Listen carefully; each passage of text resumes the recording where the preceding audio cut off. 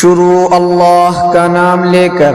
جو بڑا مہربان نہایت رحم والا ہے۔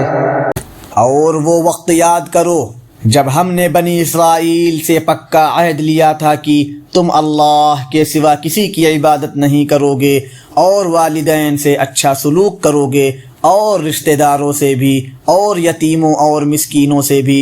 اور لوگوں سے بھلی بات کہنا، اور نماز قائم کرنا، اور زکوٰۃ دینا۔ مگر پھر تم میں سے تھوڑے سے لوگوں کے سوا باقی سب اس عہد سے منہ موڑ کر پھر گئے۔ اور یاد کرو جب ہم نے تم سے پکا عہد لیا تھا کہ تم ایک دوسرے کا خون نہیں بہاؤ گے، اور اپنے آدمیوں کو اپنے گھروں سے نہیں نکالو گے، پھر تم نے اقرار کیا تھا اور تم خود اس کے گواہ ہو۔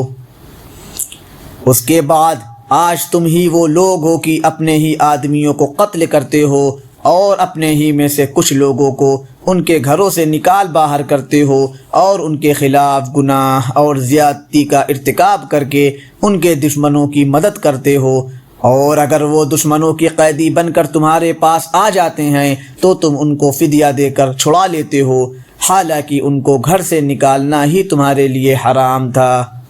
تو کیا تم کتاب تورات کے کچھ حصے پر تو ایمان رکھتے ہو اور کچھ کا انکار کرتے ہو؟ اب بتاؤ کہ جو شخص ایسا کرے اس کی سزا اس کے سوا کیا ہے کہ دنیاوی زندگی میں اس کی رسوائی ہو، اور قیامت کے دن ایسے لوگوں کو سخت ترین عذاب کی طرف بھیج دیا جائے گا۔